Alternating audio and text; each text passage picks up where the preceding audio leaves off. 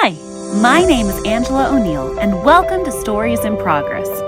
Stories are told in so many ways, through a book, a song, a play, a painting on a canvas, or a coffee with friends. So this is a place for stories to be told, stories from the past, and stories that are still in progress. We've officially pressed record. Things are happening. What people don't realize is this took us an hour to get here. We did it though. Yeah, it was an uphill battle for sure. And then finally we were like, hey, we probably should have started with prayer before. There's a whole life lesson there. We're undefeated. Technology couldn't take us down. No, but I thought that technology was meant to be easy now. That's what we talked about. And anyways, here we are. Mark, hello. Hi, and Mark. happy birthday to you. Oh my goodness, thank you so much. I can't believe it. I couldn't think of a thing I'd rather be doing. So nice. I'm honored. Well, I'm It's so great. honored to have you here. Um, Mark, this is the first podcast. Wow. This is the first. So you're launching your book, right? Launching my book. It's done. I got a copy of everything. It's amazing. Thank you. It's so good. It's so like there's so much to talk about that, obviously, and I'm sure we'll get into all that. And you're gonna do the podcast and start letting people know, and there's gonna be other people who were reading scenes and stuff like that. This is so cool. Yeah, What a cool way to launch a book. launching, and I've had the book on my heart for a while. I've had launching a podcast on my heart for a while. And then it just felt like the two needed to collide. And so here we are. Guest number This is awesome. one. I can't believe it. This is amazing. Oh, Yeah. So what a cool start to the new year for you. 2025 is gonna have big things. oh, well, thank you. I appreciate that. My word for 2025 is bold. I've never done the like choose a word, but like that word just seemed to be the word for me. Do you choose words? Do you and your wife choose words or themes or things like that? I have done it in the past, but and I had one and forgot Okay, it. that's okay. Yeah, but Maybe by the podcast, we'll have one. yeah, maybe yeah, I yeah, so in the past I've done that where I'll try to sit and just ask the Lord, is there a word you want me to focus that will give me sort of the clarity of what the mentality, what the focus, that vocabulary word that just gives you the direction for the year that you can focus on things. But yeah, I think it's helpful. And boldness is an awesome one. I love that for you because you are a super bold person.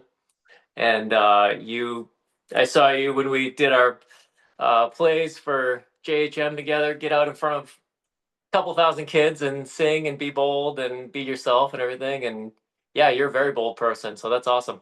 Well, thank you. I appreciate it because it's not necessarily a word that I always associate. And so I appreciate that a lot. But you brought up, hey, listeners, whoever's listening, this is Mark Lee, my good friend, uh, actor extraordinaire, uh, super fun social media videos. You were telling me that you just did 8 short videos in 4 weeks. Do I have that right? Yeah, just since I guess I so you and I met through Trevor last like a year or two ago. And Yeah, a year. I mean, I don't even think we've had a whole year. yeah.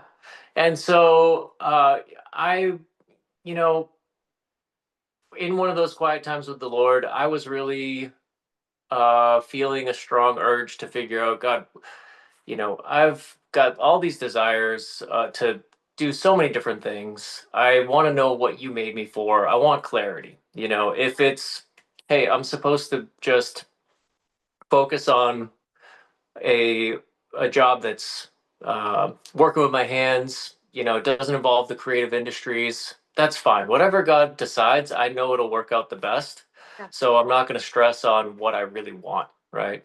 And I had been acting when I lived in Boston. I was doing some acting and stuff like that. I did some modeling. I did plays. I did and I was learning. So I'm not trying to make it sound like I was some great actor or anything like that. I was getting roles and learning as I went, and I was learning from other people I worked with, and it was a blast. I really loved it, and it's something I always wanted to do since I was like 15.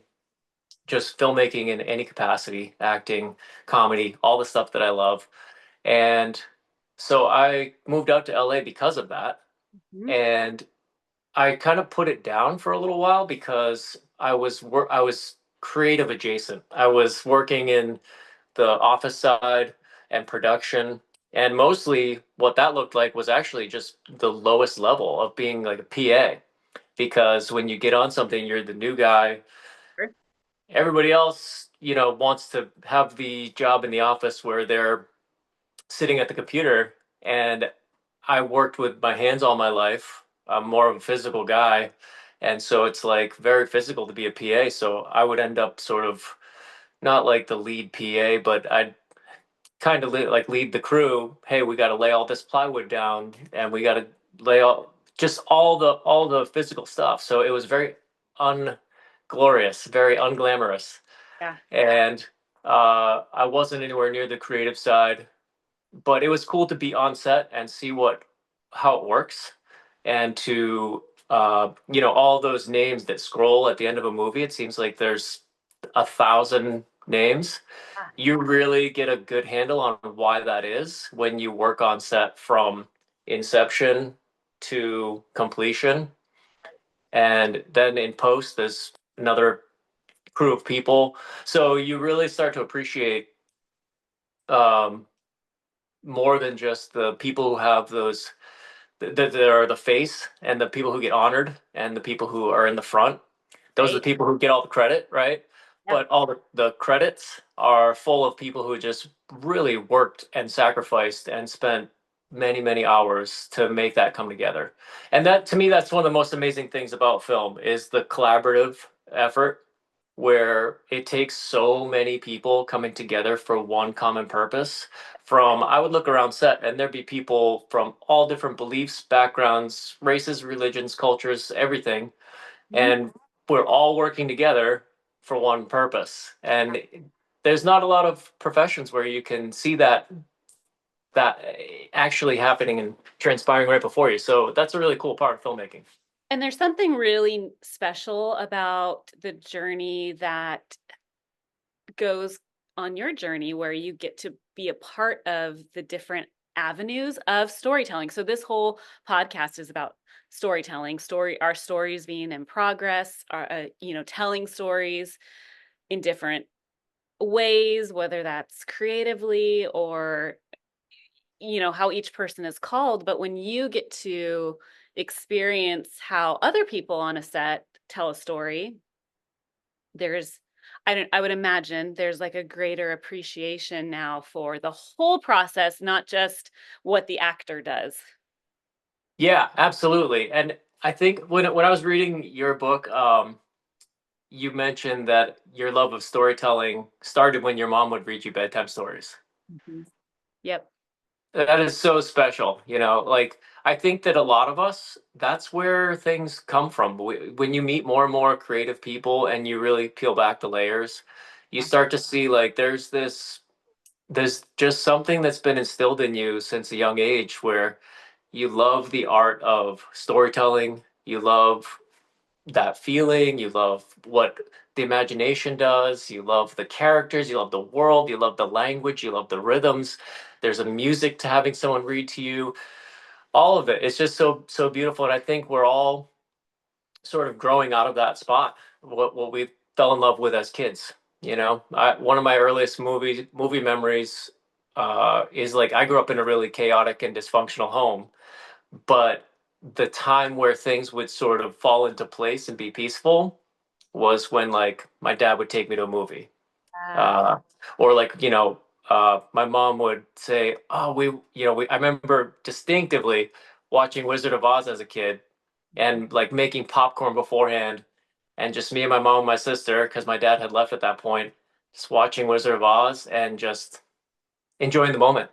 Yeah. And like the movie was created a whole different atmosphere, created a whole different world, and it was a break from the reality that was really challenging. Yeah. So you sort of find a way as a creative to blend. I have access to these other worlds and this imagination, and I can process my reality Yeah. in that world safely. Yeah. Oh, for sure. And that's, I mean, it's, you and I are both artists, we're creatives.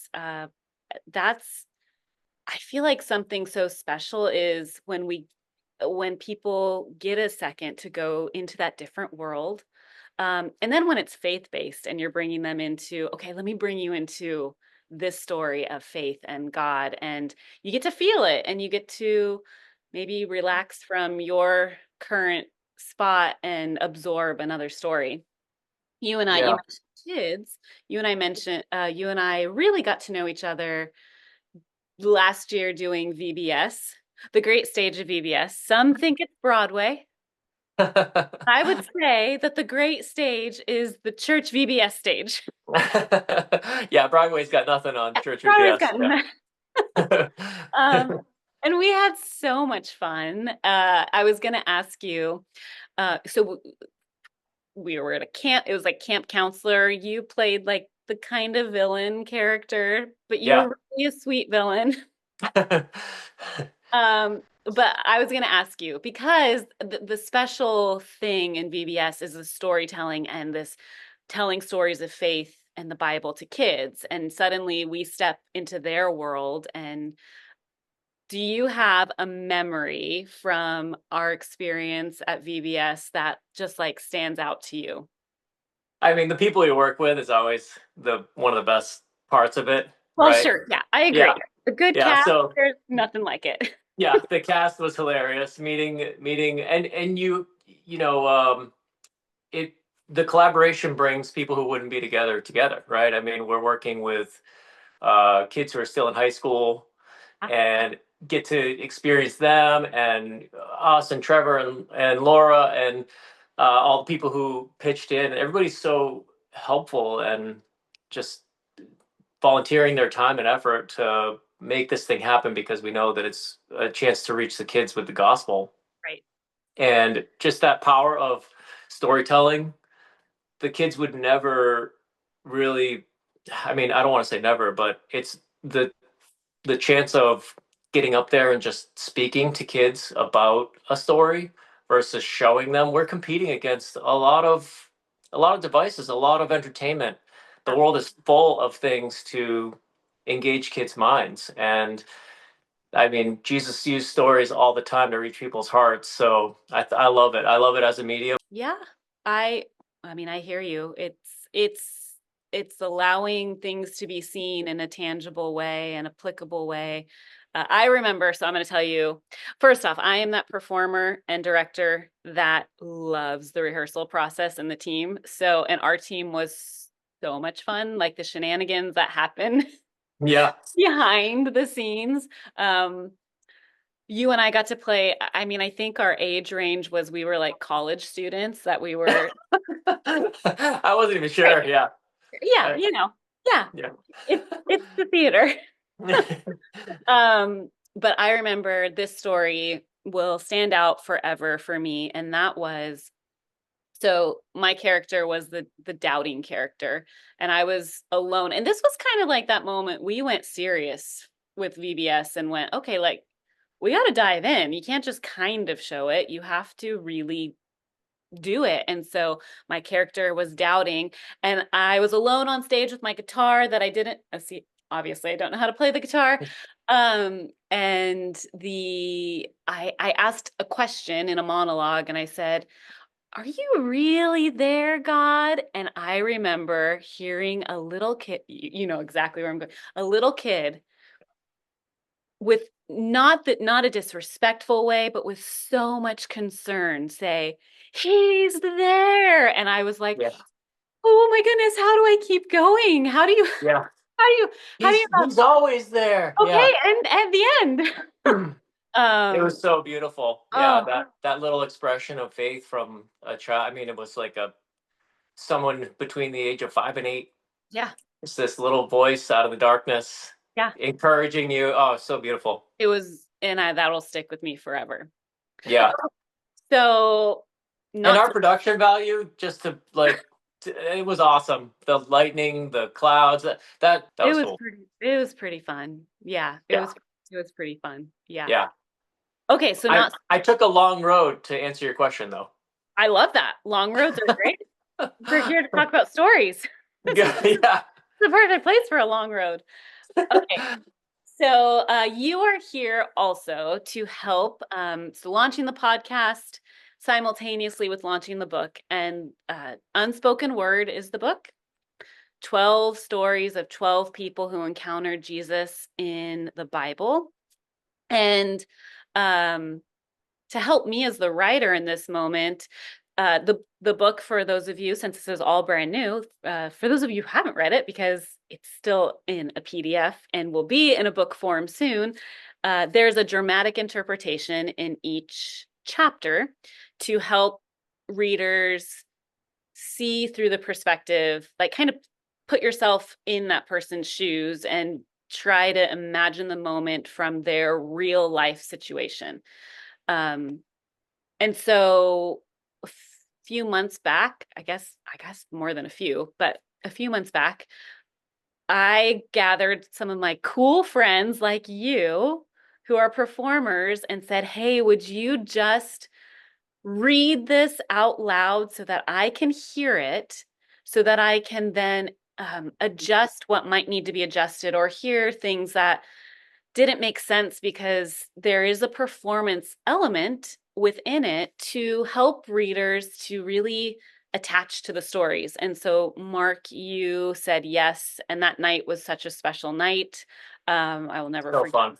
Yeah, it was, when you get a whole bunch of really fun people in a room and just like you said, focused on one thing. And this is like, let's spread the story of Jesus how we do as creatives. And so, Mark, you got to read slash perform the centurion Yeah. in the Bible that had a servant that Jesus healed without even needing to go and like touch this person. He healed from a totally different space.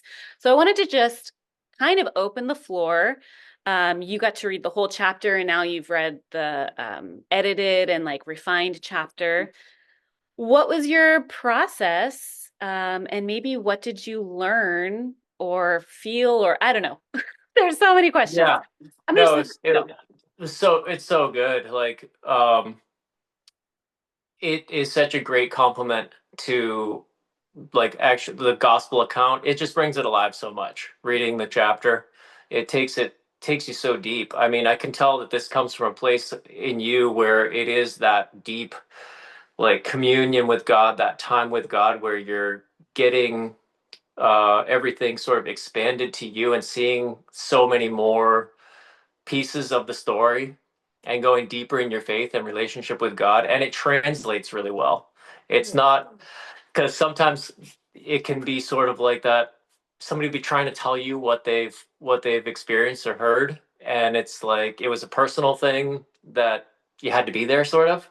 But this is so well translated to where I feel like I get the revelation experience that you got when you felt like more insight from the stories and more closeness to Jesus and more understanding of who Jesus is in this story, and coming from the perspective of the person in the story, not from Jesus, because obviously Jesus being perfect, and we're not always going to relate to him. We're learning from him and we're growing from him. But the humans in the story, obviously Jesus was fully human, but the imperfect people, the centurion, Yeah.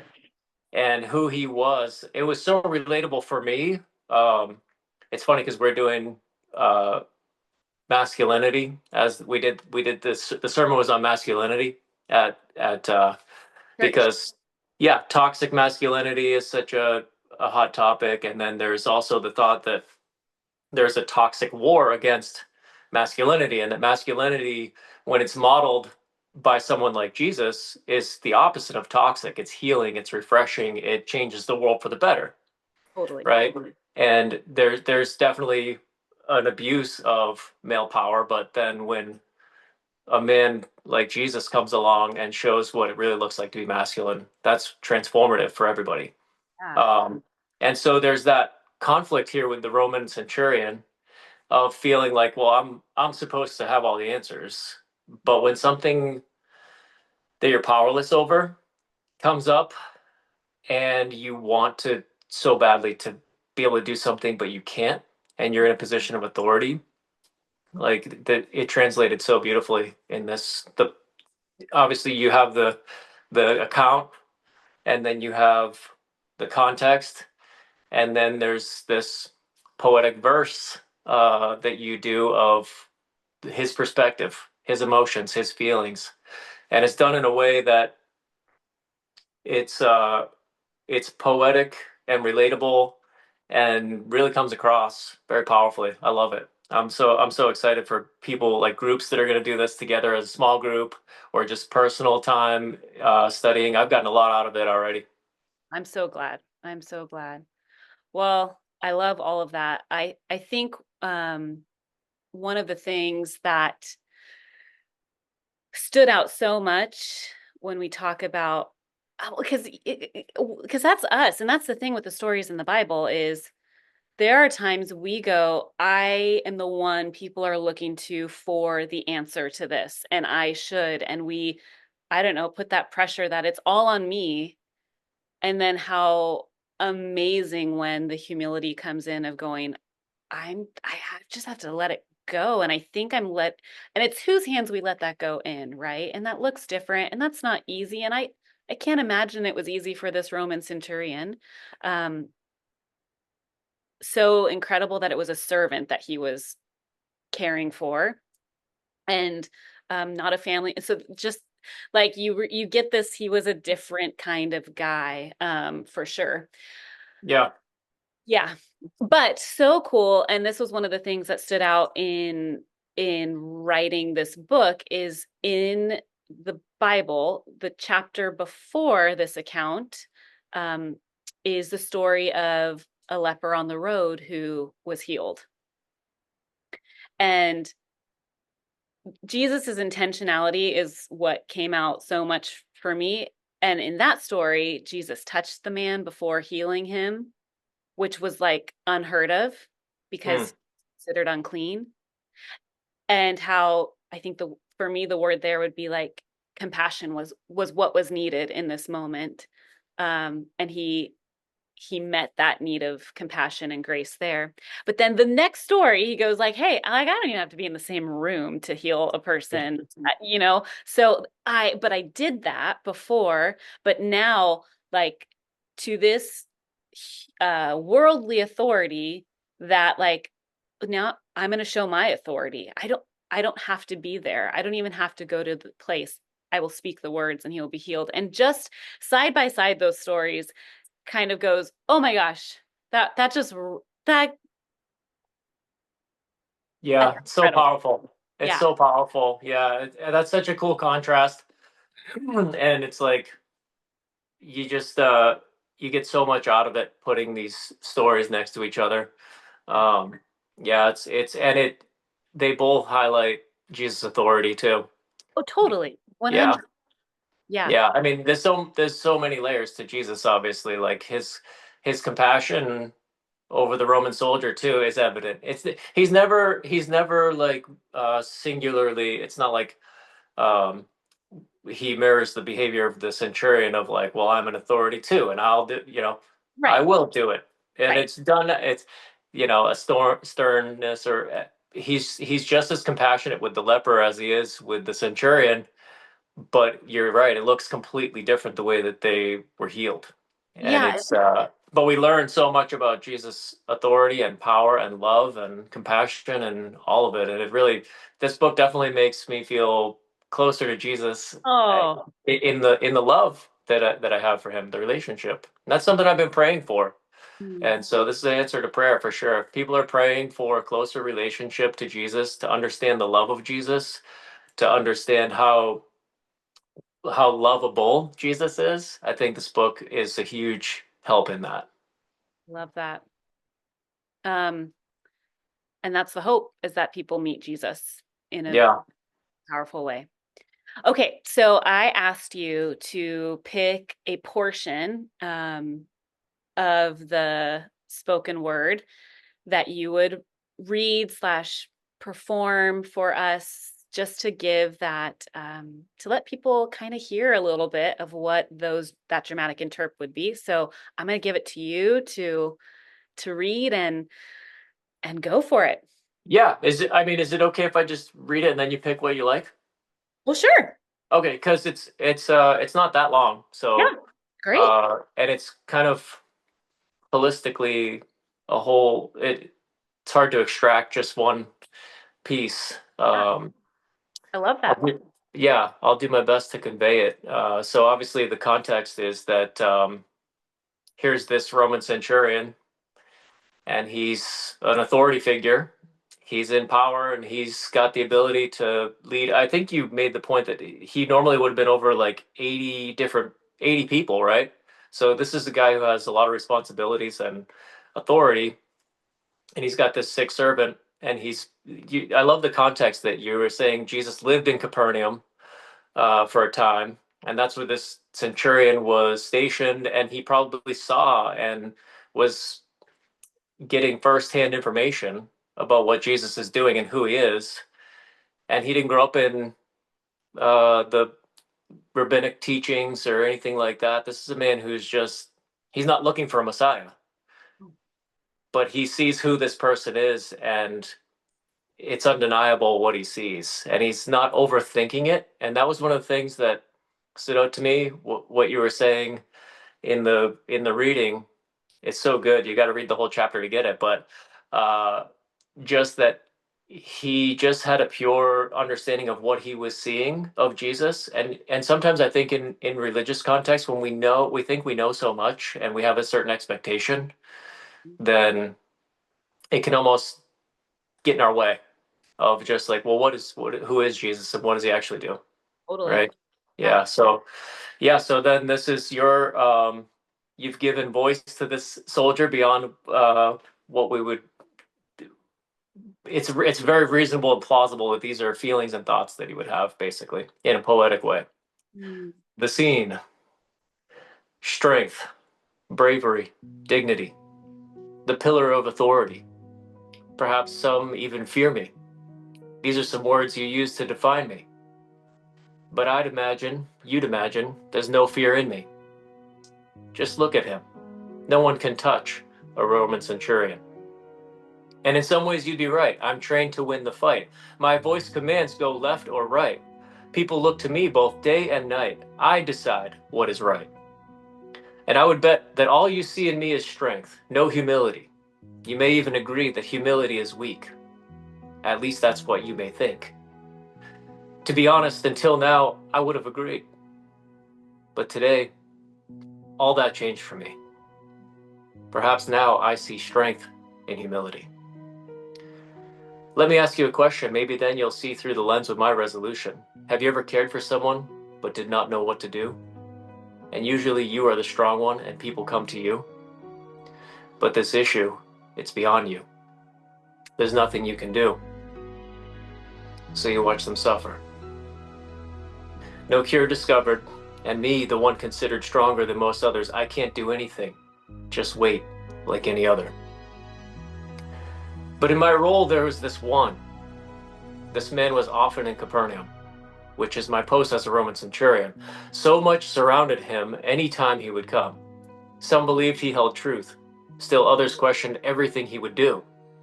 His popularity had begun. He was the topic of many discussions. Some thought he was their promised one. In others, he found rejection. It was an interesting observation. Then there are the stories of impossible things he would do. Could they be true? Yes, centurions have questions too. We also have limitations.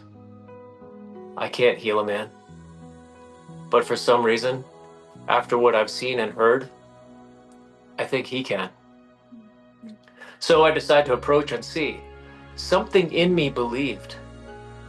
But what will he think? Will he speak to me? Acknowledge me? Does he know me? This isn't like me, to worry about what one man thinks. But as I approach, get closer, I see. He exudes equal parts humility and authority. How can this be? I speak. Lord, my servant is paralyzed, lying in agony. He begins a conversation. Am I to come heal him? Was it a statement or a question? This man is not ordinary. He is extraordinary. I sense somehow that I am in the presence of some kind of royalty. I call him Lord, a word I use rarely, since my rank is high in society. Lord, I am unworthy, not worthy to have you under my roof. But like me, you have authority. If you speak the words, I believe, my servant will be free from this disease. I was not prepared for the words that came next. He told me he'd found no greater faith. The effect of those words left me perplexed. I'm a centurion. Many would call me the enemy. But seeing him face to face, the only answer that makes sense in the presence of that kind of grace, unwavering faith. And right there in that moment, healing occurred. The space between didn't matter, only the power of his words. Something like this changes you forever. Because of this one moment with this one man, I am a forever changed Roman centurion. Wow. Just so beautiful, so powerful. Well, thank you. Thank you for reading it. Thank you for diving in and diving into who he was. Yeah. It's faith strengthening too, because that we have the hope and the belief that when the Bible says that Jesus is the same yesterday, today, and forever, that we're dealing with the same exact Jesus that was dealing with this Roman centurion. And Jesus said that he who has seen me has seen the Father. And it's like the power of his words. We have such such an access to Jesus' words. And when we speak them over our lives, I think they do give us boldness. They do give us courage. They do give us hope. They do give us the ability to get through things. And they do have power in our lives, you know? For sure. And that, yeah, 100%. And that's part of the goal with this is like, okay, like let's get to know Jesus and through these other people's stories so that then we realize as we're getting to know him through their stories, we're getting to know him for our story too. And if you're a Christian and have been one for a while, hopefully it you get to dive deeper. And maybe for someone who's never really experienced Jesus, it's hopefully a chance to like go, okay, well, I see how he was active. Like it and maybe opens a door, just like Yeah. the centurion through observation. Yeah. Yeah. You can't read this book and not have your heart impacted and your relationship with Jesus expanded. So Thank it's you. great. Yeah. I appreciate it so much. Well, we are coming down to the end of our time together, Mark. We need Yeah. Let more time. me, I would hate myself if I didn't finish my story from the beginning. Okay, yes. Uh, Yes. just I'm Yeah, no. So you asked me at the beginning uh, about acting, and we were talking about hearing from the Lord, and when you're in this industry, I think it's important to know that you are called to the industry. It looks very different for a lot of people. Some people are working in a Christian capacity only, but then there's other people who are working. You're in the midst of the entertainment industry, which can be hard waters to navigate, Yeah. right? So you don't want to just dive into that without knowing that that's what you're called to, I think. That's my personal thought on it. But so I walked away from the industry for several years because as I was working in it and I wasn't ending up on the creative side. I was trying to make my own films and stuff like that and try to pursue it from that angle. But it's there, there was enough reason for me at that time to say, okay, I'm working in a capacity that I'm getting really good at a job that I don't even want on set. I'm Yeah. not on the creative side of things. I need to step away from that at the least and see how I can get into the creative side. And in the meantime, I think I'm just going to put it down because you're on set for at least 12 hours a day and in the office side and on the production side because you're the first ones there and the last ones to go. Hmm.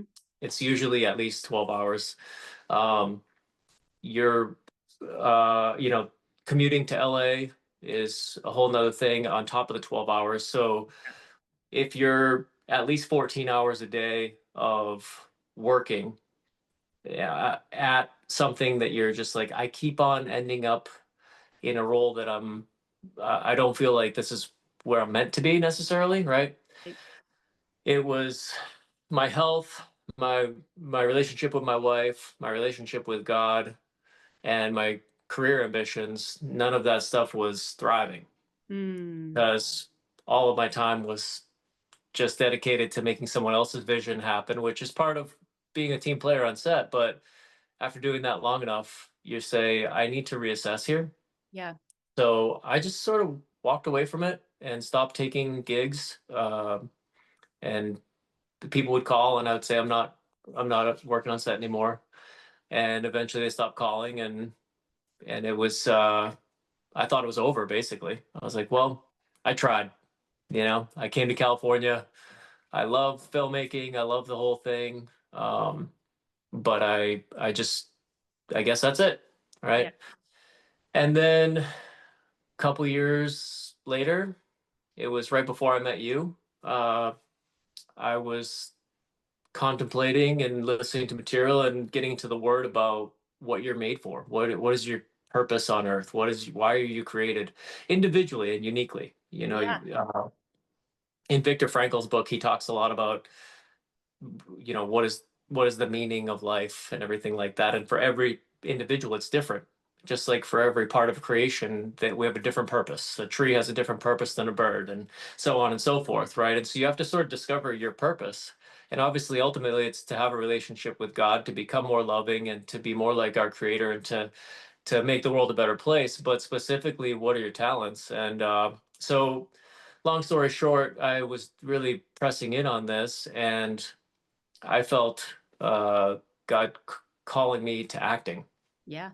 And I thought I pushed against it a little bit because I thought that's just me hearing what I want to hear, or no, that doesn't seem right. And so I had my wife pray without telling her what I had gotten. I didn't tell her that I heard actor or anything like that. But then she got the same thing. So, and that's not something she wants me in, right? She doesn't want me to be an actor. Yeah. She's supportive of it, but it's not the first dream, you know. Oh yeah, go try to be an actor. So that was confirmation for me. Yeah. And then I Trevor popped in my head. I talked to him since he's an actor. I'm sure he's going to be on like your next episode or something. He's coming up. Yeah. Yeah, We'll he's a all great know this infamous treasure. He's the treasure. treasure. He is He the is a treasure. That's a great nickname for him. Uh, and so he helped me. He gave me some feedback. It was yeah. positive. It helped me to kind of get to the next step. Then I met you, and then we did those projects together with Mariners. It was awesome, Yeah. and that just sort of got me boosted. And then really what happened was I joined um, this this group. Carrie Lewis and Glennis Carpenter have this group called Shine, which is specifically geared towards Christians in the entertainment industry. Wow. And it's like a 6 month course.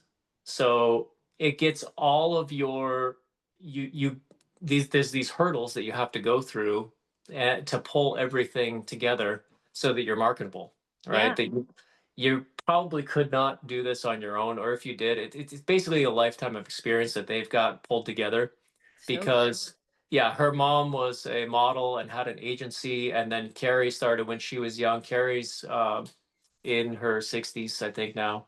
And so she's been doing this all her life. So she is in touch with VIPs. She knows what the industry is looking for, and she helps you get your everything from your headshots to your self tapes to your branding to your character types to your interview skills to just you bring it all together, and then you at the end there's a VIP showcase where agents will actually see your performances that Yeah, you've recorded.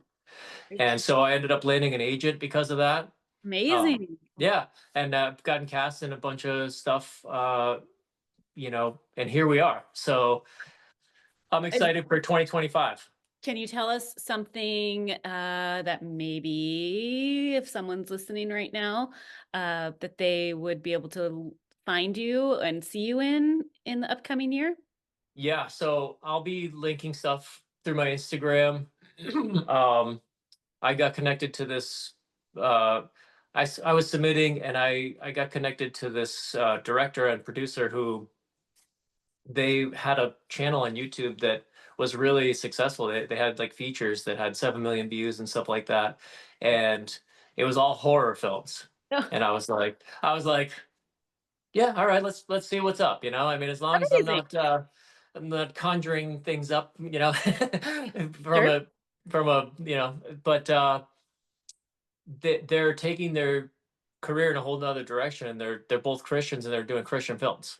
And I'm like, very funny, God. Like I'm gonna be doing Christian, but so yeah, they cast me in one, and now I've been in a few more, and Awesome. then I've done some student films, and I've gotten some commercials and stuff like that. So I'm just getting started. It's Yeah. yeah, now that the year is starting again, I'm excited for what 2025 brings, and I want to just, I think the industry is in a rebuilding time right now because of the strikes. There's not a lot of people who are doing tons of projects, and LA is kind of slow too. Mhm. But my goal this year is just to get great footage and get great experience and keep working on the craft and developing myself so that by 2026, when things really open back up, I'll have everything ready. I love it. You said that you thought that I was bold. I think you are bold, Mark. It's not an easy thing to do. And so I love that story and can't wait to hear and see all the things that you're working on.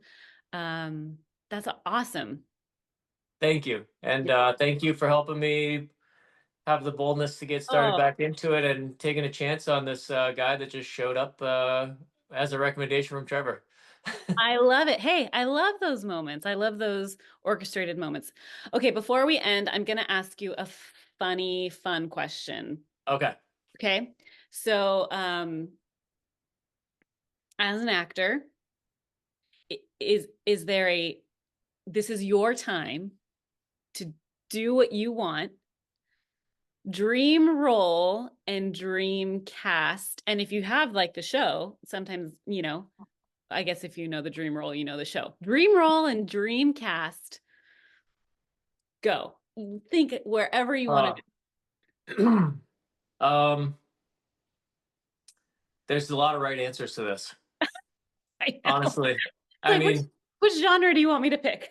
yeah, there's so many right answers, and it's because the world is as big as the imagination, and the imagination exceeds the size of the universe. It's like you can have so many different things. Because I'm thinking, like, I have this dream someday that someday I'll be making my own film in a location that I really want to. We went to Bellagio when we went to Italy, and it's Uh-huh. just you just take a ferry out there, and it's just this little step back in time island. Yeah. And like I have a dream that I'll be funded and making my own movie in Bellagio. I I don't love know that. exactly what the crew will be like, or what the cast will be like, but just that's the concept right now. And I feel like it's years away, but like that would be the ultimate like vision of success for me. Yeah. Um, I know an Italian actress. yeah, there you go. I I'll know one connect you too, with yeah. her. Yeah. And then like my favorite films are like It's a Wonderful Life. I think Jimmy Stewart's role in It's a Wonderful Life is probably perfect. It's probably the perfect film to me. I think that's Yeah, some of the greatest acting that's ever been done. And then my second favorite movie is Shawshank Redemption, which is quite a contrast. And sure. I Same. I think that that Tom Hanks comes up a lot for me. Okay. Probably generationally. His role in Saving Private Ryan and Forrest Gump, Yep. things like that that you can't beat. Tom Hanks, and he gets to work with the best of the best. So if I could replace myself with Tom Hanks, nobody would probably want to see that, but I would have the time of my life doing it. Well, maybe Tom Hanks is like a supporting character in it. That you're the lead, but Tom Hanks is going to be the supporting character. Yeah. I mean, I just love being, it's fun to play these games, but I just love being part of any projects right now and Yeah, being on set, have learning. It's a great chance to be part of what I love to be part of. totally. I so John, my husband, knows that when we go see specifically live theater, sometimes movies, but specifically live theater, when we go, he knows that I really am loving the moment when we go home and I'm inserting my cast and my people, and oh, I'm in it, obviously. Like there's this level of loved it so much that I wasn't satisfied. Like partway through, I maybe was even like a little angry. I wasn't up there with them. So we went to a Christmas show, and we went to a lot of Christmas shows this year. And at one of them at intermission, this was a concert, and it was in a beautiful space. And I said, okay, so I'm casting this show right now. And obviously, like the person we were seeing, he was going to be part of the cast, and like all these great people. And John's going, great. Like this has nothing to do with what we're seeing right now. But I love watching artists have fun. And so I wanted to have fun with them. Yeah. So I was Yeah. casting it all of a sudden going, okay, so here's what's going to happen. When that day happens and that cast gets together, the Yeah. world will know. Exactly. Yeah, I mean, why not? Why not dream like that? You're seeing somebody else's vision being played out that was just from their imagination, their creativity. So it sparks your own creativity, imagination, and vision. And Totally. I think it's a great exercise for creative people to get inspired by other people's stuff. It's not mimicry or being a copycat or anything like that. It's inspiration. Yep. Right, and there's a big difference, and I love that. So yours would be theater. You'd be like instead of film. I mean, I'll be in a film. That's Yeah. but live theater, specifically musical theater. So we watched Wicked over the on New Year's Eve, and John had two shows going. He had the movie, and then I was singing the whole thing, and I was up standing on chairs, defying gravity in my own way.